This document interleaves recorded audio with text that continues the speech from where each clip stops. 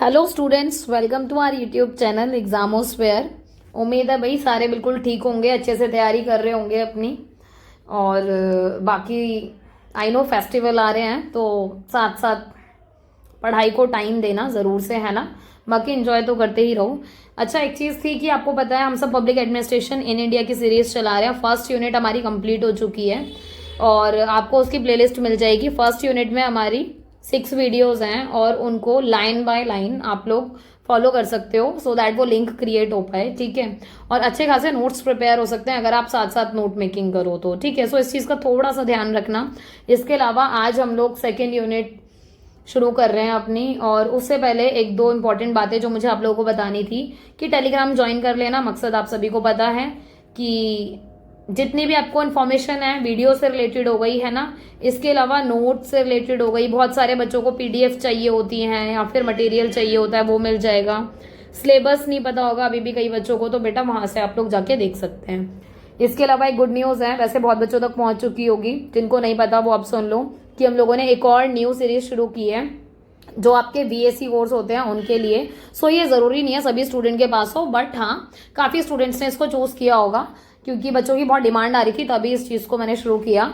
सो उसका नाम है आपका constitutional duties and constitutional values and fundamental duties actually ये, ठीक है। सो इस चीज़ का थोड़ा सा देख लेना आप लोग कि इसका भी मैंने शुरू कर दिया है। तो प्लेलिस्ट डिस्क्रिप्शन में मिल जाएगी दोनों ही की, मतलब पबेड की फर्स्ट यूनिट देखनी हो तो वो भी मस्त जाओ डिस्क्रिप्शन में, और कॉन्स्टिट्यूशनल वाली भी, ठीक है। बाकी भाई लाइक शेयर एंड सब्सक्राइब कर देना, और बहुत बहुत थैंक यू इतना सारा सपोर्ट और प्यार देने के लिए। वो जो 500 सब्सक्राइबर का जो हमारा छोटू सा टारगेट था वो हम कवर कर रहे हैं धीरे धीरे, है ना। सो वैसे ही साथ देना। बाकी ये चैनल का नाम है, डिस्क्रिप्शन में लिंक है, सो भाई जाके फटाफट से ज्वाइन कर लो। अच्छा, एक चीज़ और, जो सेकेंड यूनिट है छोटी है तो आई ट्राई कि मैं 2 वीडियोस में इसको कंप्लीट कर दूं। जरूरत पड़ेगी तो तीसरी बनाएंगे, अदरवाइज 2 में खत्म करेंगे, ठीक है, कि आप लोगों को भी बहुत ज्यादा बर्डन आए और टाइमली चीजें मिल जाए।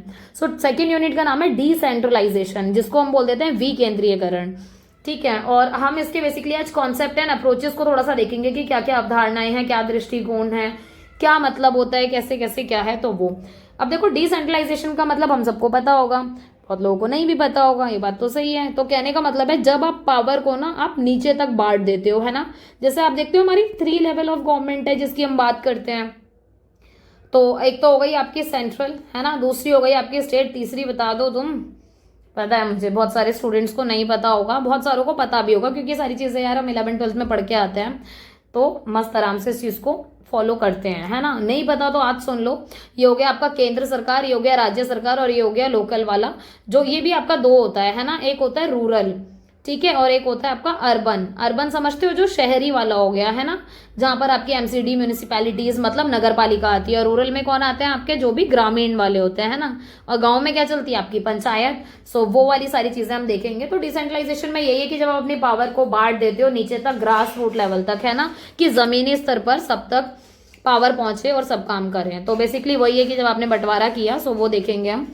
इंट्रोडक्शन से आपको पता लग ही गया कि हम किसके बारे में बात करने वाले हैं, क्या है क्या नहीं है। आपको पता है इंडिया एक डेमोक्रेटिक कंट्री है ना। यहाँ पर क्या है, लोकतांत्रिक देश है इंडिया। और हमारे यहाँ कौन सी फॉर्म ऑफ गवर्नमेंट चलती है, पार्लियामेंट्री फॉर्म ऑफ गवर्नमेंट। देखो फॉर्म ऑफ गवर्नमेंट आपने पढ़ी होगी, प्रेसिडेंशियल फॉर्म ऑफ गवर्नमेंट भी होती है। प्रेसिडेंशियल वाली कहाँ होती है आपकी, यूएसए में मिल जाएगी आपको, राइट। सो वहां पर मतलब अध्यक्षात्मक बोल देते हैं उसको। बेसिकली वहां पर जो हेड होता है वो कौन होता है आपका, प्रेसिडेंट होता है, ठीक है। जबकि हमारी पार्लियामेंट में ऐसा नहीं है। सो हमारी जो भारत की संसदीय प्रणाली है वो लोकतांत्रिक देश को रिप्रेजेंट करती है, पहली बात। दूसरी बात जो मैंने अभी आपको बताया, 3 लेवल है, 3 स्तर पर आपकी सरकार काम करती है, राष्ट्रीय स्तर पर, राज्य स्तर पर, स्थानीय स्वशासन, जिसको लोकल सेल्फ गवर्नमेंट बोल देते हैं। और ये मैंने आपको बताया अर्बन और रूरल वाला, ठीक है। अच्छा, एक चीज और है, थोड़ा सा बैकग्राउंड है ये, सो दैट कि आपको पता लग जाए हम इसमें क्या पढ़ने वाले हैं। और नोट मेकिंग में भाई हिंदी वाले बच्चों का बड़ा ध्यान रखा है, हर एक चीज की आप लोगों को यहाँ ट्रांसलेशन मिल रही है और बिल्कुल अच्छे से लिखा हुआ है तरीके से, इंग्लिश के साथ हिंदी। अगर बाई चांस आपको कोई वर्ड नहीं समझ में आ रहा कि भाई वृद्धि को क्या बोलेंगे, सो आप तुरंत ऊपर वाली लाइन में देखो और अपने नोट मेकिंग में ब्रैकेट में लिख लो, ठीक है। क्योंकि हिंदी वाले स्टूडेंट्स को अलाउ होता है वो 2-4 वर्ड्स अपने इंग्लिश में लिख सकते हैं, जबकि इंग्लिश वालों के पास कोई ऑप्शन नहीं होता हिंदी में लिखने का, ठीक है भाई। सो आगे बढ़ते हैं कि सबसे बड़ी बात डिसेंट्रलाइजेशन में क्या काम होगा आपका, कि प्रॉपर ग्रोथ एंड डेवलपमेंट देखनी है। क्योंकि आपको पता है इंडिया एक इमर्जिंग इकोनॉमी है। इकॉनमी है, मतलब उस टाइम पर थी 1947 में। आप देखोगे इवन आज भी हम रैपिडली ग्रो कर रहे हैं। 1947 में इंडिया की तरफ अगर हम देखा जाए तो बहुत सारे चैलेंजेस थे, बहुत सारी प्रॉब्लम्स थी। आपको पता है हमारे यहाँ पॉवर्टी बहुत ज्यादा थी उस टाइम पे, है ना, इलिटरेसी बहुत ज्यादा थी, तो ये सारी प्रॉब्लम्स तो थी ही। इसके अलावा आपको डेवलप भी करना था अपने आप को। तो हम लोगों ने क्या किया, अपनी चीजों को ठीक करने के लिए हमने जो इकॉनमी है, इकॉनमी में कॉन्सेप्ट अपनाया। वो कौन सा था, मिक्स्ड इकॉनमी, है ना। आप लोगों को पता होगा मिक्स्ड इकॉनमी को क्या बोल देते हैं, मिश्रित अर्थव्यवस्था। सो जो हमारे हिंदी वाले स्टूडेंट हैं वो जरा इसको साथ के साथ लिखते चले, ठीक है। नोट मेकिंग के लिए इसीलिए बोलती हूँ कि कुछ चीजें बोलकर भी वर्बली बता देती हूँ, तो आप वो साथ साथ लिख लो कि वो मिस ना हो, ठीक है। इसके अलावा आपको पता है कि इंडिया में गुड गवर्नेंस की बहुत जरूरत है, जिसको हम बोल देते हैं हिंदी में सुशासन। मतलब भारत उभरती हुई अर्थव्यवस्था, पहली बात तो, ठीक है। हमें अपने आप को उचित दर से वृद्धि करनी है, उचित दर से विकास सुनिश्चित करना है, तो उसके लिए हमें सुशासन की जरूरत है कि आपकी जो गुड गवर्नेंस होनी जरूरी है। और गुड गवर्नेंस कौन सी गवर्नेंस होती है, बेसिकली वो सरकार होती है जो सुशासन करे, जो आपके लोगों तक डायरेक्टली कांटेक्ट में रहे, समझ रहे हो, जहां बिल्कुल grass root level, grass root समझ रहे हो, जब जड़ों तक आप पहुंच जाओ ना बिल्कुल ही। और जड़ कहाँ है हमारी, यार गांव में, ये हम सबको पता है, क्योंकि जब हम विकास की बात करते हैं तो हम सब जब बोलते हैं कि यार कहीं नहीं हो रहा डेवलपमेंट, या फिर शहरों में, गांव में नहीं है, तो इसीलिए हम ये वाली बात बोलते हैं ना, क्योंकि हम असल में डेवलपमेंट तब मानेंगे, असल में विकास तब मानेंगे जब हमारे गांव भी डेवलप हो जाएंगे। तो इसलिए हम थोड़ा सा जड़ वाली बात कर देते हैं कि रूट की बात करते हैं, राइट। सो ये वाली चीज थोड़ा सा ध्यान रखना। इसके अलावा एक और चीज है, एक सेकेंड, हाँ, इसके अलावा आपकी एक और चीज है जो हमें ध्यान रखनी है, वो है आपका, देखो आप 1990s की बात हो रही है कि हमने बहुत सारी चीजें देखी कि हमारे यहाँ पर बहुत सारे आर्थिक सुधार हुए, है ना, इकोनॉमिक रिफॉर्म हुआ है हमारे यहाँ पर। पंचायती राज को इंट्रोड्यूस किया गया, क्योंकि आपको पता है पंचायती राज वाली जो व्यवस्था है ना, ये आपके संविधान में हमने इसको जगह नहीं दे रखी थी। तो बहुत ज्यादा जरूरी था कि भाई आप इसको संविधान में लेके आओ, है ना, कि जिससे ये चीज मैंडेटरी हो जाए, मैंडेटरी हो जाए, मतलब बहुत जरूरी हो जाए कि पूरे देश में ये लागू हो सके। तो संविधान में जगह दिलाना बहुत जरूरी था इस चीज को, राइट।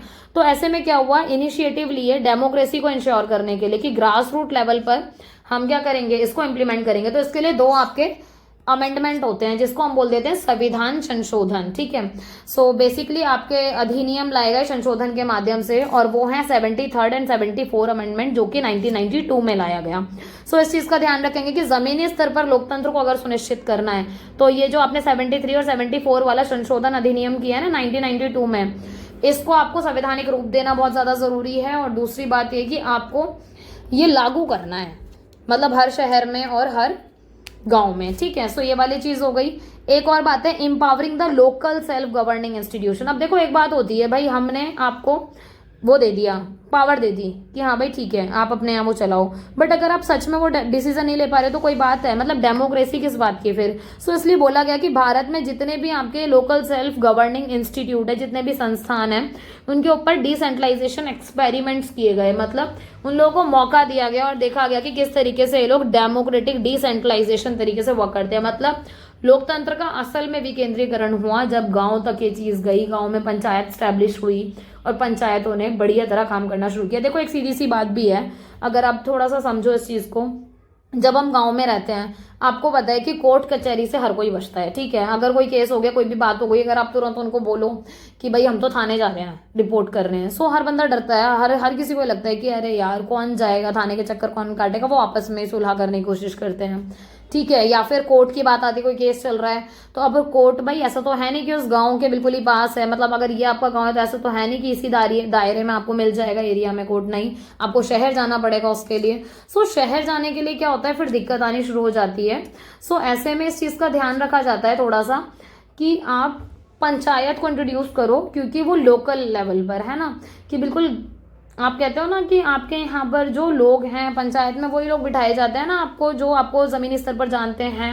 छोटे छोटे से एरिया पे पंचायत होती है कि वो सबको ऑलमोस्ट जान रही होती है और सबकी परेशानी को वहीं के वहीं सॉल्व करने की कोशिश की जाती है ना। सो ये वाली चीज बहुत जरूरी है, तो ये वाली बात थी। इसके अलावा आप देखोगे प्राइम मिनिस्टर जो आप थे आपके अटल बिहारी वाजपेयी, है ना, उन्होंने भी प्रिंसिपल ऑफ कोऑपरेटिव फेडरलिज्म की बात करी थी कि अगर आपको अपने यहाँ पर ये सहकारी संघवाद का सिद्धांत को फॉलो अप करना है तो बहुत जरूरी है कि आप अपनी जो पावर है, अपनी जो शक्तियां हैं, अपने जो रिसोर्सेज है, रिसोर्सेज समझ रहे हो, जो हमारे संसाधन है, शक्ति और संसाधन दोनों को आपको बांटना पड़ेगा। ऐसा नहीं हो सकता कि केंद्रीय सरकार है आपकी, मतलब जो सेंट्रल गवर्नमेंट है वो स्टेट तक दे दे बस और स्टेट अपने आप देखे, नहीं। एक स्टेट में भी इतने सारे गांव आते हैं, इतने सारे डिस्ट्रिक्ट आते हैं, भाई ऐसे कैसे हो पाएगा। जरूरी है ना कि पावर को हम बांटे जिससे काम स्मूथली हो पाए, सब तक वो चीजें पहुंच पाए जमीनी स्तर तक। तो इसलिए क्या किया गया, अटल बिहारी वाजपेयी जी ने भी बोला कि जो पावर है उसका भी बंटवारा करो, रिसोर्सेज का भी बंटवारा करो। तभी तो यहाँ पर 3 टायर जो सिस्टम है गवर्नेंस का वो इंट्रोड्यूस हुआ, सेंटर, स्टेट एंड लोकल, मतलब केंद्र, राज्य और आपका जो स्थानीय स्तर पर है, मतलब बिल्कुल लोकल स्तर पर है, ठीक है। सो उसकी बात हुई और ये बहुत मेजर बात थी क्योंकि इसी की वजह से क्या होगा, लोगों का एक्टिव पार्टिसिपेशन बढ़ेगा। देखो पंचायत में एक बात बताओ, जो पंच भी बैठते हैं वो कौन होते हैं, आपके गांव के आसपास के ही लोग होते हैं, गांव वाले ही लोग होते हैं, राइट। सो कहने का मतलब है उनका पार्टिसिपेशन बढ़ रहा है। लोगों को जिनको कोई भी परेशानी हो रही है वो जाके सीधा पंचायत में बात कर लेते हैं। ऐसा नहीं है कि उनके साथ अन्याय हो रहा है, इनजस्टिस हो रहा है तो वो बर्दाश्त ही करे जा रहे हैं बेचारे इस चक्कर में कि कौन शहर जाएगा या फिर कौन पैसा फूकेगा, क्योंकि कोर्ट कचहरी के मामले आपको भी पता है कि भाई बड़े लंबे खिंच जाते हैं। तो ये सारी चीजों के लिए बहुत जरूरी है कि लोग एक्टिवली पार्टिसिपेट करते हैं इसको, और आपकी जो गवर्नमेंट है ना वो सशक्त होती है, स्ट्रांग होती है काम करने के लिए, ठीक है। नेक्स्ट है कॉन्सेप्ट ऑफ डिसेंट्रलाइजेशन, विकेंद्रीकरण की अवधारणाएं। तो देखो अवधारणाएं में और क्या क्या आता है, कैसी कैसी चीजें आती हैं। सबसे बड़ी बात, कभी तो किसी ने तो इसको यूज किया होगा इस टर्म को, अपने आंसर की क्वालिटी को थोड़ा सा एनहांस करने के लिए ये वाला पॉइंट लिख सकते हो आप कि ये जो वर्ड है ना विकेंद्रीयकरण मतलब डिसेंट्रलाइजेशन, 1820 के दशक के आसपास, मतलब इस टाइम के आसपास आप देखोगे कि लोगों की राइटिंग्स में मिलता है। तो आपके बहुत फेमस जो राइटर थे एलेक्स डी टॉकविले, तो टॉकविले की आपकी किस में मिलता है, आपको इनकी राइटिंग्स में मिलता है ये कि इन्होंने डिसेंट्रलाइजेशन की बात की हुई है। तो आप ये वाली चीज थोड़ी सी लिख सकते हो। इसके अलावा भाई डिसेंट्रलाइजेशन का मतलब इतना तो हमें समझ में आ गया कि भाई ये पावर बांट रहे हैं, जमीनी स्तर तक जा रहे हैं, बिल्कुल रूट तक, जड़ तक घुस रहे हैं कि भैया हमें गांव तक ये चीज देनी है, तभी तो डेवलपमेंट होगा। एक बात बताओ, आपने बस बोल दिया वर्बली ठीक है पंचायत बनाओ, हकीकत में अगर पंचायत नहीं बनाओगे तो कैसे लोगों को न्याय मिलेगा या फिर कैसे उनकी परेशानियां हल होंगी। तो बहुत जरूरी है कि आपको उनको पैसा भी देना पड़ेगा, संसाधन भी देने पड़ेंगे। सबसे बड़ी बात अथॉरिटी, कि इफ अगर आपने उनको अथॉरिटी नहीं दी तो क्या वो कोई भी काम करने के लिए मतलब एलिजिबल होंगे या फिर कोई काम कर पाएंगे, नहीं कर पाएंगे। तो बहुत जरूरी है कि आपको उनको भाई अथॉरिटी भी देनी पड़ेगी। सो ये वाली चीज का भी थोड़ा सा ध्यान रखेंगे, ठीक है। सो आगे देखते हैं। सबसे बड़ी बात कोलैबोरेशन एंड कोऑर्डिनेशन करना, किसके बीच में, national, regional and local level of decision making and administration is founded to be effective. मतलब अगर आपको कोई भी फैसला लेना है, ठीक है, तो आपको कोलैबोरेट करना पड़ेगा, आपको कोऑर्डिनेशन करना पड़ेगा। मतलब कि मान लो पंचायत को कोई फैसला लेना है, गांव में कोई केस हुआ, ठीक है, तो क्या पंचायत अपनी मर्जी से कोई भी फैसला दे देगी? नहीं, पंचायत जो भी फैसला देगी उसको अपने संविधान को तो ध्यान में रखना पड़ेगा। जो भी केंद्र में चल रहा है, जो भी राज्यों में चल रहा है, उन चीजों को ध्यान में तो आप रखोगे ना। ऐसा तो नहीं है ना कि आप अपनी मर्जी से कुछ भी बोलोगे और वही फॉलो अप होगा। आपको अथॉरिटी दी है, मतलब लीगल अथॉरिटी दी है, तो आपको तरीके से यूज करना है उसको। इसके अलावा आपके जो संबंध है नेशनल लेवल पर, रीजनल लेवल पर, लोकल लेवल पर अच्छे होने चाहिए, तभी आप अपने डिसीजन मेकिंग को आराम से कर पाओगे। क्योंकि अगर आप कल को कोई फैसला लेते हो कि आपको अपने गांव में सड़कें बनवानी है, तो पंचायत अगर इस चीज के लिए राजी होती है कि हाँ भाई हमें सच में जरूरत है या फिर कोई फैसिलिटी लेके आनी है, तो आप ये वाली चीजें कहाँ लेके जाओगे। वो हायरार्की वाला मेथड चलता है ना, यहाँ से हम ऊपर जाते हैं, फिर यहाँ से ऊपर जाएगा, यहाँ से ऊपर जाएगा, तो इस तरीके से चीजें चलती हैं। तो कहने का मतलब ये कि अगर आपके संबंधी अच्छे नहीं होंगे तो आप अपनी बात ऊपर तक कैसे पहुंचाओगे या फिर कैसे वो चीजें मानी जाएंगी। तो बहुत जरूरी है कि सहयोग की भावना हो आपस में। अच्छा, इसके अलावा और क्या है, जो ये वाली बात तो मैंने आपको बताई दी, कौन सी, कि एलेक्स डी टॉकविले की आपको राइटिंग्स में मिलता है। इसके अलावा एक और चीज देखोगे आप कि ये जो इसके कुछ कुछ वर्ड्स हैं डिसेंट्रलाइजेशन के, ऐसे ही डीकंसंट्रेशन हो गया, डिवोल्यूशन हो गया, ये आप देखोगे जैसे विसंकेंद्रण बोल देते हैं इसको। इसमें क्या होता है कि जो आपका एडमिनिस्ट्रेशन है, देखो एडमिनिस्ट्रेटिव समझते हो, प्रशासन है ना, कहने का मतलब है कि जब आप अपने देश में कोई काम करना है आपको, तो एक प्रशासन होता है। आप अपने कॉलेजेस में भी देखते होंगे कि आपका एडमिनिस्ट्रेटिव ऑफिस होता है, हम बोल देते हैं एडमिन ऑफिस चले जाओ। कहने का मतलब क्या है कि जैसे कोई भी बात हुई, अब देखो जैसे मैं पढ़ा रही हूँ आपको, ठीक है, आपके स्कूल में पढ़ाऊँ, कॉलेज में पढ़ाऊँ, कहीं भी पढ़ा रही हूँ मैं, तो ऐसा तो नहीं है कि आपकी फीस से रिलेटेड कोई परेशानी है, कोई डॉक्यूमेंट से रिलेटेड परेशानी है तो वो मैं सॉल्व करूंगी। आपकी फी मैं सबमिट कर रही हूँ, आपके डॉक्यूमेंट में बना के दे रही हूँ, नहीं, आपको इसके लिए किसी ऑफिस में जाना पड़ता है ना, तो वो ऑफिस ही एडमिनिस्ट्रेटिव ऑफिस है जो चला रहा है आपके कॉलेज को। मतलब वहां से आपका ये सारा काम हो रहा है, हम टीचर्स हैं आपको पढ़ाने के लिए, राइट, वहां पर आपके सारे काम हो रहे हैं। तो आपको ये चीज समझनी पड़ेगी कि प्रशासन का ये कार्य होता है कि वो बिल्कुल बैकग्राउंड पे, एक बात बताओ, अगर आपका कागजी काम ना हुआ हो या आपकी जो भी डॉक्यूमेंट वेरिफिकेशन पूरी ना हुई हो, फीस पूरी ना हुई हो, तो आप क्या एडमिशन ले लोगे, आपके कॉलेज आ जाओगे क्लास लेने या स्कूल आ जाओगे क्लास लेने? नहीं, दैट मीन्स कि एडमिनिस्ट्रेटिव का भाई मेजर रोल रहता है, अगर ये ना हो तो फिर कोई काम नहीं हो सकता। तो बहुत जरूरी है कि ये जो एडमिनिस्ट्रेटिव की रिस्पॉन्सिबिलिटी है ये हम शिफ्ट करें, मतलब आपकी जो केंद्रीय मिनिस्टर हैं या केंद्रीय मंत्री हैं वहां से ये कहाँ जाएं, जो आपके रीजनल डिपार्टमेंट्स हैं, है ना, वहां जानी चाहिए ये चीजें, फिर ये वहां से लोकल एडमिनिस्ट्रेटिव पे भी जानी चाहिए। तो आप ये बात समझ रहे हो कि आपको क्या करना है, यहाँ पर ना ट्रांसफर करना है, आप अलग अलग डिपार्टमेंट में ट्रांसफर करोगे और डिपार्टमेंट वाइज ही अलग अलग लेवल पे जाता है। मतलब केंद्रीय सरकार ने, सेंट्रल गवर्नमेंट ने कोई डिसीजन लिया कि हाँ भाई हम हर राज्य में ये वाली पॉलिसी इंप्लीमेंट कराना चाहते हैं, तो वो हर राज्य के जो मंत्री होंगे वहां तक जाएगी, और वो हर राज्य का मंत्री फिर अपने से नीचे लोकल लेवल पर जो लोग होंगे वो उन तक वो चीज पहुंचाएगा। तो यहाँ पर क्या हो रहा है, देखो आपका एडमिनिस्ट्रेशन से शेयर हो रहा है, आपकी पावर शेयर हो रही है, समझ रहे हो, आपका काम शेयर हो रहा है। सो ये चीज बहुत जरूरी है कि आपको क्या करना है, जितने भी कार्यालय हैं, जितने भी कर्मचारी हैं, विभाग हैं, ये सब इस तरीके से बांट कर काम करते हैं, समझ रहे हो बात को। इसके अलावा डिवॉल्यूशन, हस्तांतरण बोल देते हैं, इसका क्या उद्देश्य है कि आपको स्ट्रेंथन करना है लोकल गवर्नमेंट को। देखो एक बात समझ लो, वही वाली बात जो मैंने आपको बोली कि आपने स्थानीय सरकार बना दी कि चलो ठीक है जी पंचायत होगी, पर पंचायत को अपनी अथॉरिटी नहीं दी, पंचायत कोई फैसला ही नहीं कर सकती, तो क्या वो सही बात है? पंचायत को रिस्पॉन्सिबिलिटी आप दोगे, आप उनको अथॉरिटी दोगे, आपको उनको रिस्पॉन्सिबिलिटी देनी पड़ेगी, आपको उनको रिसोर्सेज प्रोवाइड कराने पड़ेंगे कि हाँ भाई ये संसाधन है, इनका यूज करो और फिर आप अपने लोगों को डेवलप करो या विकास करने में हेल्प करो, समझ रहे हो। अगर आप पंचायत को पैसा नहीं पहुंचाओगे तो कभी भी आपकी पंचायत आपके लिए काम नहीं कर पाएगी। तो बहुत जरूरी है कि पैसों का भी अगर डिस्ट्रीब्यूशन हो रहा है तो इस लेवल पर हो कि केंद्र से सरकार में जाए और सरकार से लोकल लेवल पर जाए, समझ गए बात को। सो इस चीज का बहुत ज्यादा जरूरी है, क्योंकि अगर आपको बुनियादी ढांचा तैयार करना है ना, आपका पूरा इंफ्रास्ट्रक्चर आपको ठीक करना है, आपको अपने गांव में हेल्थ सर्विस अच्छी करनी है, लोगों को सेफ्टी देनी है, तो ये सारी चीजें कब आप इंप्लीमेंट करोगे भाई, जब आप उनको संसाधन दोगे।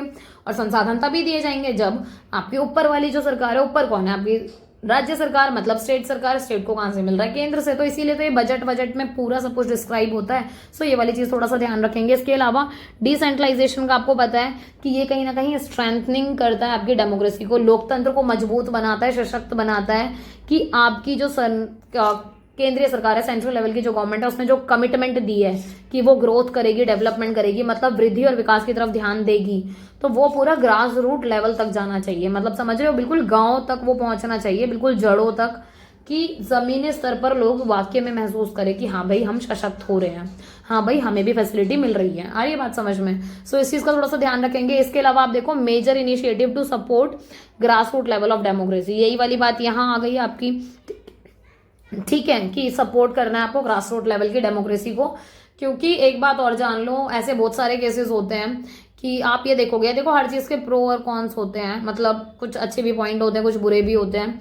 बहुत सारे ऐसे भी गांव हैं जहां आप देखोगे कि पंचायत में जैसे हम महिलाओं को आरक्षण दे देते हैं, है ना, सो महिलाएं खड़ी हो जाती हैं, पर असल में डिसीजन मेकिंग कौन कर रहे होते हैं पीछे से, जो उनके पति होते हैं या फिर उनके बेटे हो गए, भाई हो गए, क्योंकि वो औरतों को एक फेस की तरह यूज कर लेते हैं। हर जगह साइन कराएंगे उस फीमेल के, बट बेचारी को पता ही नहीं होगा क्या चल रहा है क्या नहीं। तो ये थोड़े से हमारे नुकसान वाली चीजें भी कि हमें उन्हें सशक्त की ओर ध्यान देना है, क्योंकि ग्रास रूट लेवल की बात हो रही है, तो ग्रास रूट लेवल में तो ये वाली बात भी हमारी आनी चाहिए, सही बात है ना। तो इस चीज का थोड़ा सा ध्यान रखेंगे। नेक्स्ट है आपका, देखो कुछ इंपॉर्टेंट डेफिनेशन है। मैं ये नहीं कह रही कि बिल्कुल लिख के ही आओ, पर कोशिश करो कि अगर लिख के आ सकते हो तो बहुत बढ़िया, आंसर की थोड़ी सी क्वालिटी इनहेंस हो जाती है। अगर नहीं भी लिख के आ सकते तो बता सकते हो कि फ्रीडमैन ने इसके बारे में बात की, एल.डी. वाइट ने बात की, तो थोड़ा सा वो देख लेना। एल.डी. वाइट है, वो ये कहते हैं कि ट्रांसफर ऑफ पावर, जब आप अपनी पावर का ट्रांसफर करते हो, है ना, एडमिनिस्ट्रेटिव अथॉरिटी का, और ये कैसे होता है, from lower to higher level. मतलब आपकी जैसे पावर है तो ये पावर ऐसे बटेगी, है ना, मतलब हायरार्की ऐसे ही चलती है ना, नीचे सबसे लो लेवल होता है, फिर उससे ऊपर ऊपर ऊपर, और ये बिल्कुल हायर लेवल होता है कि आपकी अथॉरिटी ऐसे ऐसे ऊपर जाएगी, समझ रहे हो। सो इस चीज की इन्होंने बात करी कि बहुत ज्यादा जरूरी है कि आप अपनी सरकार को क्या करो, सेंट्रलाइज की जगह पर क्या करो, डिसेंट्रलाइजेशन करो। कि आपको जरूरी है कि सेंट्रलाइजेशन मतलब क्या हो गया कि केंद्र में, मतलब यही है, सारी पावर यहीं पर ही है, ठीक है, सारी पावर यहीं है, हमें वो नहीं चाहिए, हमें क्या चाहिए, हमें पावर बांटनी है अलग अलग लेवल पर, ठीक है। सो इस चीज का थोड़ा सा ध्यान रखेंगे ये वाली बात का। इसके अलावा एक और चीज है आपकी फ्रीडमैन ने क्या बोला, decentralization also seen a process of transfer of responsibility, कि ये इसको एक ऐसे प्रोसेस की तरह, एक ऐसी प्रक्रिया की तरह देखते हैं कि जहां पर आप क्या करते हो, ट्रांसफर करते हो, मतलब अपने कार्य को बांटते हो, अपनी जिम्मेदारियों को बांटते हो, अपने अधिकारों को बांटते हो। किन के साथ? वही जो आपकी उच्च सरकार है वो निचली सरकार के साथ बांटेगी, और क्या होगा, ठीक है। सो ये थोड़ी सी आपकी डेफिनेशन थी, वो देख लेना। इसके अलावा आप देखोगे डिसेंट्रलाइजेशन क्या, इसमें क्या होता है कि खाली ट्रांसफर नहीं हो रहा। आप इतनी देर से पढ़ रहे हो कि भाई हम पावर को ट्रांसफर कर रहे हैं, अथॉरिटी को, रिस्पॉन्सिबिलिटी को, कि एक सरकार दूसरी सरकार को दे रही है अपनी रिस्पॉन्सिबिलिटी या पावर बांट रही है। सही बात है, अभी तक तो हमने इतना पढ़ा, पर वो कह रहे हैं इसके अलावा और क्या। इसके अलावा कह रहे हैं sharing of authority and resources for shaping public policy with in society, मतलब कि आप अथॉरिटी भी शेयर कर रहे हो पर साथ साथ रिसोर्सेज भी, क्योंकि अगर आपने रिसोर्सेज नहीं दिए तो आप कभी भी कोई पॉलिसी ही नहीं बना पाओगे अपनी जनता की भलाई के लिए, अपनी गाँव की भलाई के लिए, ठीक है। तो ये चीजें बहुत ज्यादा जरूरी हैं कि आपको अगर अपने समाज में विकास करना है सार्वजनिक तरीके से, सार्वजनिक समझ रहे हो ना, सबका, मतलब आप पर्टिकुलर ये नहीं सोच रहे कि मुझे एक ही क्लास का या फिर एक ही कास्ट का या एक ही सेक्शन का हमें बेसिकली डेवलपमेंट करना है ना, आपका काम है, आप अपने पूरे गांव को लेके साथ चलने वाले हो, ठीक है। सो ये वाली चीज का ध्यान रखना कि आपकी जिम्मेदारी है उनको सशक्त करना। इसके अलावा सेपरेट लीगल एग्जिस्टेंस दी जाती है, आपका खुद का बजट बनाया जाता है कि आप उन रिसोर्सेज को अच्छे से यूज कर पाओ, डिफरेंट डिफरेंट फंक्शन कर पाओ, कोई डिसीजन मेकिंग है वो कर पाओ। और ये सारी की सारी चीजें कब होती है, जब आप रिप्रेजेंटेटिव चुनते हो लोकल लेवल पर, मतलब वही जब आपके पंचायत वाले लोग इलेक्ट होते हैं या फिर वो चुनकर आते हैं, तो उनको ये सारी की सारी चीजें होती हैं कि आप उन्हें अपना कानूनी अस्तित्व देते हो कि हाँ भैया, अगर कोई आपके गांव में थोड़ा बहुत कलेश हो जाए या कोई ऐसी बात हो जाए कि आपस में वाद विवाद हो जाए, तो आप क्या करोगे, आपको इतनी हम अथॉरिटी दे रहे हैं कि आप उसे सॉल्व कर दोगे, और आपका जो भी डिसीजन होगा, जो भी फैसला होगा, वो मान्य होगा, सभी को, सारे गांव वालों को मानना पड़ेगा। सही बात है। तो ये वाली चीज हो गई। फिर बजट की बात आती है कि भाई आपके लिए अलग से बजट दिया जाए, जिससे कि आप अपनी पॉलिसी बना सको, अपने गाँव को डेवलप करने के लिए, विकास करने के लिए, ठीक है। पर्याप्त संसाधन दिए जाए कि मान लो कि आसपास वो फैसिलिटीज दी जाए, है ना, जिसके बिहाफ पर आप वो सारी चीजें एग्जीक्यूट कर पाओ। तो ये सारी चीजें कि बहुत जरूरी है कि आप इनके आधार पर काम करो। इसके अलावा कैरेक्टरिस्टिक ऑफ डिसेंट्रलाइजेशन, विकेंद्रीकरण की विशेषताओं में क्या आता है, देखो सबसे बड़ी बात हमने पीछे पढ़ा था, फैसिलिटेट्स पीपल्स पार्टिसिपेशन। आपको ये पता है कि नई संस्थान बन रही है ना, नई संस्थागत जगह है अगर, तो वहां पर लोग सबसे ज्यादा पार्टिसिपेट करेंगे। एक बात और समझ लो, क्योंकि यहाँ centre and thereby ensure further deepening of democracy. आप एक बात समझ रहे हो, यहाँ पर डेमोक्रेसी है। मैंने आपको क्या बताया, हमने शुरू में ही पढ़ा ना, अगर आपकी सरकार डेमोक्रेटिक है ना, लोकतांत्रिक सरकार है, तो यहाँ पर तो आप चाहोगे कि पावर बांटो ज्यादा से ज्यादा और ज्यादा से ज्यादा लोग सशक्त हो। अगर आपको लोगों को एम्पावर करना है, लोगों को ज्यादा से ज्यादा डेवलप करना है, तो बहुत जरूरी है आप उनका एक्टिव पार्टिसिपेशन रखोगे हर चीज में। कि जब पंचायत होती है, आपने भी ये बात देखी होगी कि अगर पंचायत होती है, यहाँ आपके ये पंच बैठे हैं, ठीक है, ये बना दिए मैंने आपके पंच, ठीक है, और यहाँ पर आपके लोग बैठे होते हैं, ठीक है। लोग मैं थोड़े से ऐसे ही बना रही हूँ, समझ जाना, तुम पता है मुझे बहुत समझदार है मेरे स्टूडेंट्स, बट ठीक है फिर भी, है ना। सो ये लोग हैं, ठीक है। और यहाँ पर कुछ भी चल रहा होता है तो वो लोग होते हैं जिनको भी अपने मतलब कॉन्फ्लिक्ट होते हैं, वो लोग यहाँ होते हैं जो भी हैं। और ये सारे लोग क्यों बैठे हैं यहाँ, इनको क्या लेना देना भाई इनसे। पर आप ये देखो ना कि पार्टिसिपेशन कर रहे हैं एक्टिवली, कि वो देख रहे हैं जो पंच हैं, ये जितने भी आपके ये जो पंच हैं, ये इन सबके सामने फैसला लेंगे। तो वो यही मतलब ये दिखाता है ना कि लोग कितने ज़्यादा सशक्त हैं, जागरूक हैं, कि हाँ भाई हमारे पंच अगर कोई फैसला ले रहा है तो वो सबको ध्यान में रख के ले रहा है। और हर बंदा, अगर किसी को लगता है कोई बात गलत हो रही है, तो कम से कम वो अपनी बात उठा तो सकता है, रख तो सकता है, समझ रहे हो। या फिर मान लो पंचों को ही पूछना पड़ जाए, क्योंकि सबको इतना तो जड़ से कोई नहीं जानता होगा, तो वहां बैठे लोगों से पूछ ली जाए कोई बात, कि अगर भाई आप लोगों के सामने कोई घटना घटी है, जो भी है। सो बहुत जरूरी है कि लोगों का पार्टिसिपेशन हो, लोग यहाँ अपनी भागीदारी सुनिश्चित करें, बहुत जरूरी है, ठीक है। डिसेंट्रलाइजेशन में एक और चीज होती है क्या, कि जो आपकी देखो कॉन्फिडेंस तो आ ही रहा है आपका, लोकल कम्युनिटीज गवर्न हो रही हैं, ठीक है, अपने खुद के फैसले ले रही हैं, या फिर अपने जो खुद के भी अफेयर्स हैं, जो मामले हैं, उनको देख रही हैं। आप एक चीज और देखोगे, इनकी डिसीजन मेकिंग बहुत अच्छी होती है, मतलब अच्छी होती है इन द सेंस कि पंचायत में अगर कोई मुद्दा गया तो पंचायत में ही ना वो मुद्दा सॉल्व हो जाता है। बहुत रेयर होता है कि पंचायत में अगर सॉल्व नहीं हुआ तो बंदा फिर कोर्ट जाए, समझ रहे हो। सो इस लेवल पर ही काफी चीजें सॉल्व हो जाती हैं। हालांकि दैट इज ट्रू कि कहीं ना कहीं इंडिपेंडेंट एग्जिस्टेंस है तो मोर और लेस उनकी पावर की थोड़ी बहुत कमी आती है, तो वो वाली बात से हम निगलेक्ट नहीं कर सकते, मना नहीं कर सकते। बट इस चीज़ का ध्यान रखो कि अपने मामलों को स्वयं संचालित करते हैं, और ये विश्वास पैदा होता है कि हाँ भाई, मतलब लोग अपनी पंचायत पे विश्वास करते हैं, तभी तो कोई मुद्दा होता है तो सीधा पंचायत के पास ही जाते हैं कि भैया मैं तो पंचायत बैठाऊंगा, या तो मैं तो पंचों के पास जा रहा हूँ, ठीक है। तो ये वाली चीज़ हो गई। बेसिक आइडिया डिसेंट्रलाइजेशन का हमें पता लग गया, डिसीजन मेकिंग अथॉरिटी मिलती है, लोअर लेवल तक जाती है, ठीक है, ऑर्गेनाइजेशन होते हैं, और इन सबसे क्या होता है, एफिशिएंसी बढ़ती है, इफेक्टिवनेस बढ़ती है, रिस्पॉन्सिवनेस बढ़ती है। अब इसका मतलब क्या है कि अगर आपने विकेंद्रीकरण करा, मतलब पावर को बांटा नीचे तक, डिसीजन मेकिंग मिली है ना पंचायतों को, या फिर आप नगर पालिकाओं को देखोगे आपको पूरी की पूरी डिसीजन मेकिंग मिलती है। अब इससे क्या हुआ, आपकी दक्षता बढ़ी, कार्य करने की शैली बढ़ती है, प्रभावशीलता बढ़ता है, मतलब आपको पता लगता है कि हाँ भाई हम इस तरीके से और काम कर सकते हैं।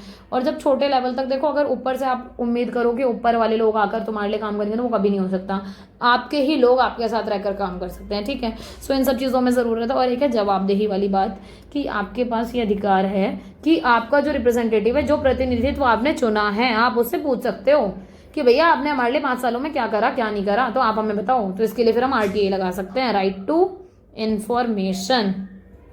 आगे सिग्निफिकेंस ऑफ डिसेंट्रलाइजेशन, महत्व क्या है इसका भाई, तो महत्व यही है कि आप देखोगे जो डेमोक्रेसी रिप्रेजेंटेटिव है, अकाउंटेबल है, रिस्पॉन्सिवनेस है, ये सारी बात बताइए आपको। रिप्रेजेंटेटिवनेस है, आपको पता है हम सब में से कोई एक बंदे को हम खड़ा कर देते हैं और उसको चुनते हैं। अकाउंटेबल मतलब वही जो मैंने आपको बताई, जवाबदेही है इनकी पूरी पूरी, कि ये जवाब देंगे जो भी आप इनसे पूछोगे। रिस्पॉन्सिवनेस है, उत्तरदायित्व है, इनका उत्तरदायित्व बनता है कि लोकतांत्रिक सरकार में ये विकेंद्रीयकरण को बिल्कुल जड़ तक लेके जाएं। और अगर आप कहते हो कि हम एक लोकतांत्रिक कंट्री है, डेमोक्रेटिक कंट्री है और हमारे यहाँ पर डिसेंट्रलाइजेशन होता है, तो आप इन सारी चीज़ों को चेक कर सकते हो। अगर ये है तो दैट मीन्स वाक्य में है ही है, सही बोल रहे हैं बात, ठीक है।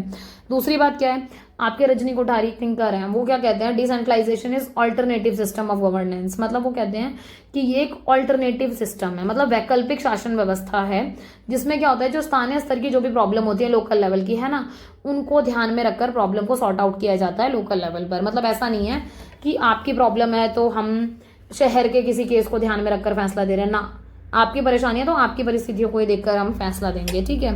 दूसरी बात क्या है, भारत में आपको पता है भाई डाइवर्स कंट्री है, हमें शुरू से ही पता है, हम 6th क्लास से अगर एसएसटी पढ़ रहे हैं तो हमें तब से ही पता है कि भाई डाइवर्सिफाइड कंट्री है, बहुत ज़्यादा विविधता है यहाँ पर, अलग अलग धर्म जाति के लोग रहते हैं, समझ रहे हो, अलग अलग यहाँ बोलियाँ बोली जाती हैं। सो लैंग्वेज हो गई, कास्ट हो गया, रिलीजन हो गया, बहुत सारे डिफरेंसेस है ना। सो इसीलिए बोला जाता है इंडिया में क्या है, हेट्रोजीनियस सोसाइटी है। हेट्रोजीनियस समझ रहे हो, जहां पर एक ही जगह पर क्या है, अलग अलग चीजें एग्जिस्ट कर रही हो, है ना। इसको आप ऐसे याद रख सकते हो, सैलेड बाउल, है ना। हालांकि एक कॉन्सेप्ट होता है जिसको हम पढ़ते हैं, और हालांकि वो कॉन्सेप्ट में नहीं जाएंगे हम अभी, क्योंकि भटक जाएंगे फिर अपने मुद्दे से।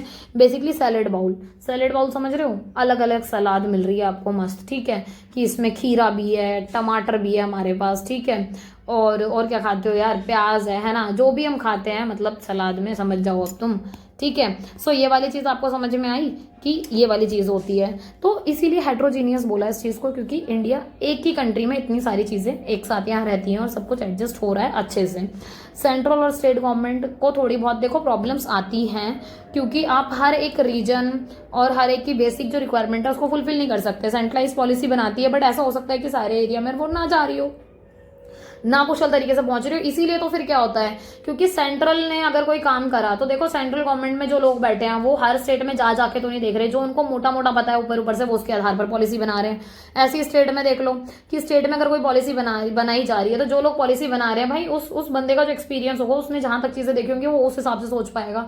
इसलिए कोशिश की जाती है कि जब पंचायत में हम दे देते हैं पावर पॉलिसी मेकिंग की, तो वो बिल्कुल वहां रह रहे हैं उन लोगों के साथ, उनको पता है कि यार हम गाँव में इतनी परेशानी हो रही है, ऐसा हो रहा है, वैसा हो रहा है, तो वो उस आधार पर अपनी नीतियां बनाएंगे ना, उस आधार पर अपनी पॉलिसी बनाएंगे, जिससे कि लोगों को थोड़ी सी सहूलियत हो जाए, थोड़ी सी सुविधा हो जाए। इसके अलावा ये कंट्रीब्यूट करते हैं identify the crucial and significant issue. आपने डिसेंट्रलाइजेशन कर दिया, वही वाली बात जो मैं कह रही थी उसी को कंटिन्यू करते हैं। आपने डिसेंट्रलाइजेशन कर दिया, आपने भाई पंचायत वगैरह स्टैब्लिश कर दी, पंचायत को अधिकार दे दिया कि भैया आप वहाँ देखो क्या परेशानी है आपके गांव में, तो आपको पता लगा कि अच्छा पानी का इशू है, अच्छा ठीक है बैंकिंग का इशू है यहाँ पर, है ना, या फिर स्कूल का इशू है कि भाई मतलब मान लो कि 10वीं तक की स्कूल है, उसके आगे कोई स्कूल ही नहीं है, तो गाँव में लोग नहीं भेज रहे अपनी बेटियों को मतलब गांव से बाहर पढ़ने के लिए कि भाई दूसरे गांव नहीं जाना या फिर शहर नहीं जाना।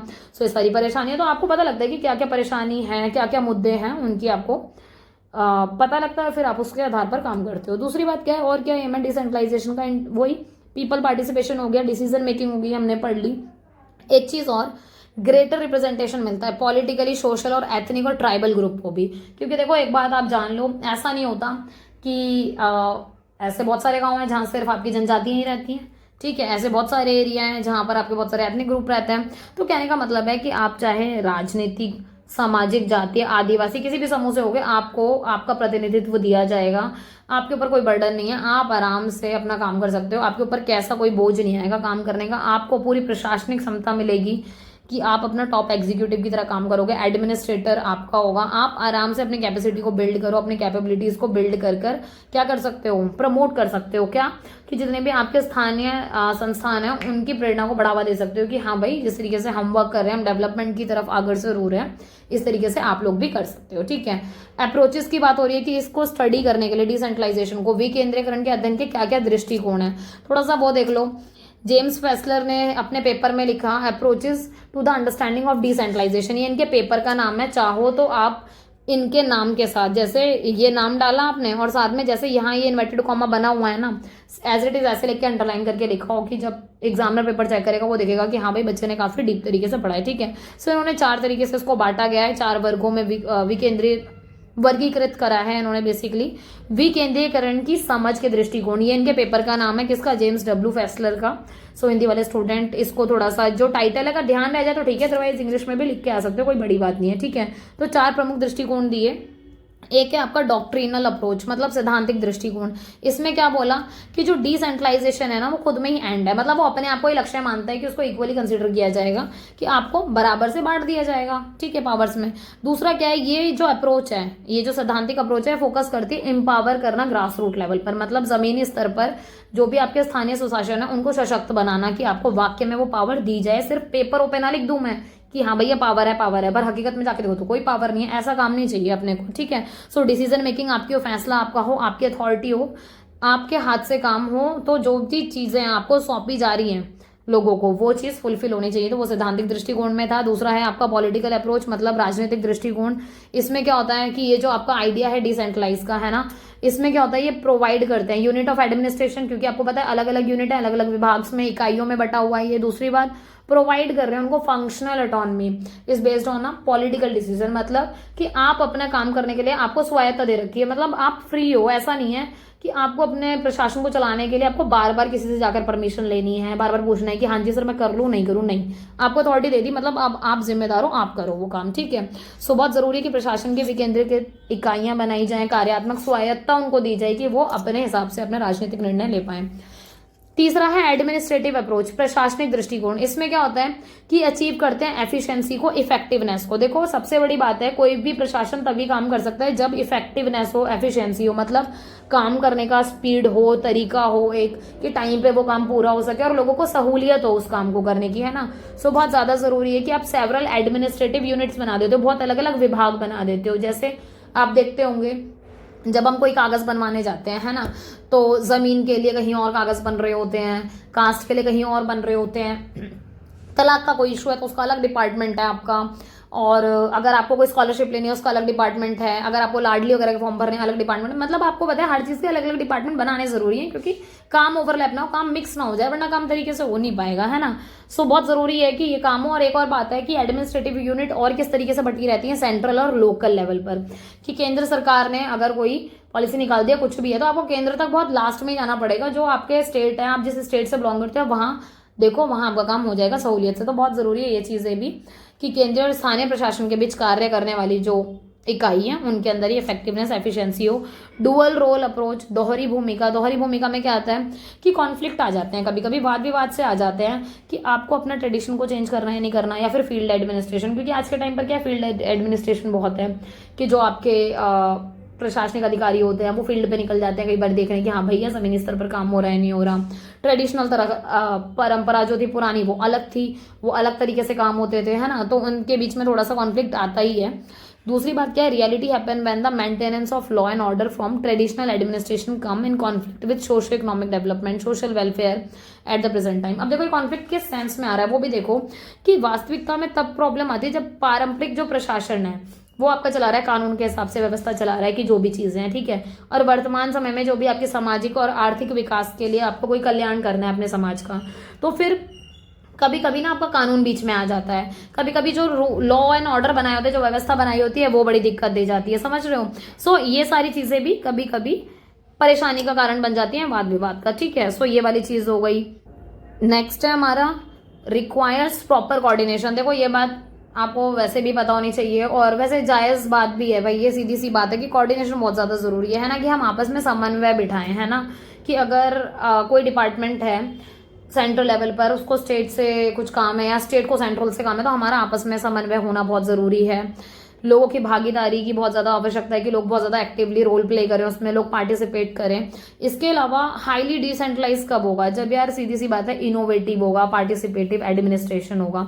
मतलब अगर उनको लग रहा है कि टाइम के हिसाब से हमें कुछ नई चीज़ इंट्रोड्यूस करनी है, तो हम अपनी जनता के लिए नई चीज़ इंट्रोड्यूस करेंगे, उनकी सहभागिता बढ़ाएंगे ज़्यादा से ज़्यादा, कि लोग ज़्यादा से ज़्यादा उसमें पार्टिसिपेट कर पाएँ। ठीक है, अच्छा नेक्स्ट है आपका डिफरेंट टाइप ऑफ डिसेंट्रलाइजेशन। अलग अलग तरीके के आपके डिसेंट्रलाइजेशन होते हैं, विकेंद्रीकरण के प्रकार हैं। तो बेसिकली 4 प्रकार हैं जिसमें वर्गीकृत किया जाता है।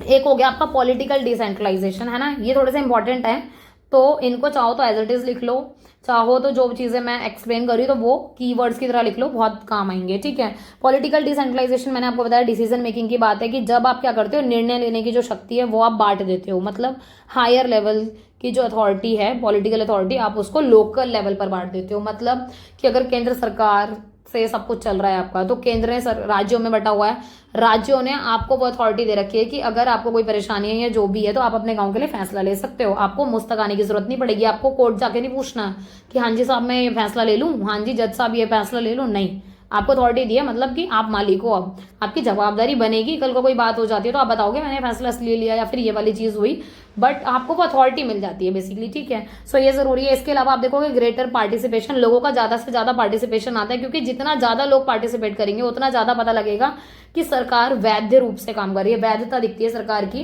कि भाई पॉलिटिकल स्टेबिलिटी है, मतलब सरकार राजनीतिक रूप से स्थिर तरीके से काम कर रही है और स्थिरता में बहुत वृद्धि हो रही है ना। सो ये वाली चीज़ हुई। ये वाली चीज़ हम स्टार्टिंग में देख चुके थे, 73rd and 74th constitution amendment, मतलब कि 73rd और 74th संवैधानिक संशोधन 1992 के तहत क्या हुआ, आपकी ये जो ग्रामीण और शहरी शासन प्रणाली है, मतलब रूरल और अर्बन वाली, है ना, इसको हमने अपने कॉन्स्टिट्यूशन में जगह दिया। नेक्स्ट है आपका सेकंड एडमिनिस्ट्रेटिव डिसेंट्रलाइजेशन, प्रशासनिक विकेंद्रीकरण। इसमें क्या होता है कि जितने भी आपके जो डेलीगेशन है ना, जिनके पास जो भी काम करने की पावर है, शक्ति है, कोई काम करने का उनका संगठन है ना, काम करने के लिए, मतलब जो भी उनके फंक्शंस हैं, सो पॉलिटिकली इंडिपेंडेंट तरीके से काम कर सकते हैं अपने सबॉर्डिनेट के साथ। सबॉर्डिनेट समझते हो कि ये आप ऊपर हेड पे बैठे हो, ठीक है, सो आप आपके सबॉर्डिनेट होंगे, है ना, जिनके साथ आप काम कर रहे होंगे, तो मतलब ये तीनों बंदे आपको रिपोर्ट दे रहे होंगे, समझ में आ रही है बात। सो ये आपके सबॉर्डिनेट हुए, ठीक है, तो आपको इनके साथ मिलकर काम करना है। जरूरी है कि आप स्वतंत्र रूप से कार्य करोगे, बिना किसी रोक टोक के इनको कार्य करने दोगे, तभी वो काम ढंग से हो पाएगा और जनता के कल्याण के लिए भी हो पाएगा। ठीक है, तीसरा है आपका फिस्कल डिसेंट्रलाइजेशन, मतलब राजकोषीय विकेंद्रीकरण।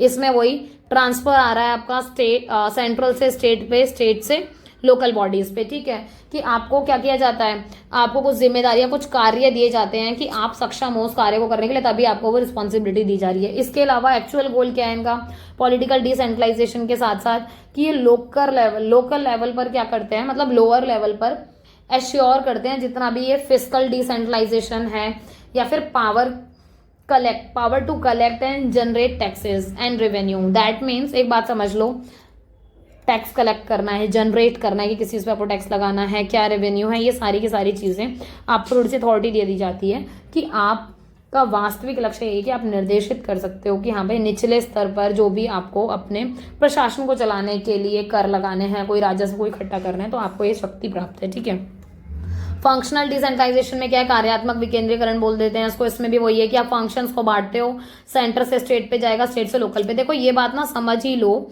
एक ही बार में, पहले भी 10 बार बता चुकी हूँ, सेंटर से स्टेट में जाएगा, स्टेट से लोकल में जाएगा। ठीक है, कभी भी ऐसा नहीं होगा डायरेक्ट इसको दे दे, कभी नहीं होगा ऐसे, है ना, ये एक हायरार्की चलती है, एक सीरीज चलती है, तो उसी तरीके से काम होगा। तो इनको फंक्शन, कार्य वगैरह दिए जाते हैं, जिम्मेदारी दी जाती है जो इनको पूरी करनी होती है। इसके अलावा 73rd वाला जो संविधान संशोधन बनाया हमने, कॉन्स्टिट्यूशन अमेंडमेंट, इसमें 29 फंक्शन दिए गए हैं आपको लिख कर कि पंचायत को ये 29 फंक्शन या 29 जो कार्य हैं वो पूरे करने हैं। ऐसे ही आपके 18 फंक्शन किसको दिए हुए हैं, लोकल बॉडीज को, अर्बन में, मतलब शहरों में। तो कहने का मतलब है, गांव की बात करूंगी तो गांव में कितने हैं, 29 फंक्शन है, शहरों में कितने हैं, 18 कार्य दिए हुए हैं। ठीक है, इसके अलावा 11वीं और 12वीं शेड्यूल में, मतलब अनुसूची में भी आपके कार्यों का वर्णन है। ठीक है, सो ये वाली चीज हुई आपकी खत्म। सो ये वाला पार्ट खत्म हो गया। अब आपका ना इसमें थोड़ा सा वो कमिटीज वाला पार्ट रहता है जो कि बहुत ज्यादा इंपॉर्टेंट है, मतलब जिसको हम बोल देते हैं समिति वाला, है ना। तो जो रेस्ट यूनिट रह गई ना इसकी, वो आई विल ट्राई कि मैं नेक्स्ट वाली वीडियो में कंप्लीट कर दूंगी, ठीक है। बाकी नोट्स साथ साथ बनाते चलना, ठीक है। नोट मेकिंग बहुत ज़रूरी है क्योंकि मैं कई चीज़ें बोलकर एक्सप्लेन करती हूँ, तो उस चीज़ का थोड़ा सा ध्यान रखेंगे हम। इसके अलावा आप एक चीज़ और ध्यान रख लो, जिन बच्चों ने यूनिट 1 नहीं देखी है प्लीज़ जाके उसको वॉच करो। 6 ही वीडियोज़ हैं, ज़्यादा बड़ी बड़ी नहीं है, सो बैक टू बैक देखोगे तो आराम से हो जाएगा। इसके अलावा भाई चैनल को सब्सक्राइब करना मत भूलना, ठीक है। एंड सबको शेयर कर देना सो दैट सबको हेल्प हो जाए, क्योंकि जैसे आप परेशान हो रहे हो ऐसे बहुत सारे स्टूडेंट्स हैं जो परेशान हो रहे हैं। सो इस चीज़ का ध्यान रखना, ठीक है। बाकी thank you so much and तक देखने के लिए। पढ़ते रहो, आगे बढ़ते रहो। मिलते हैं नेक्स्ट वीडियो में। एंड वो सब्सक्राइब का टारगेट आपका 500 का, उसको पूरा कराते हुए चलना, ठीक है। चलो ठीक है, ओके, बाय बाय।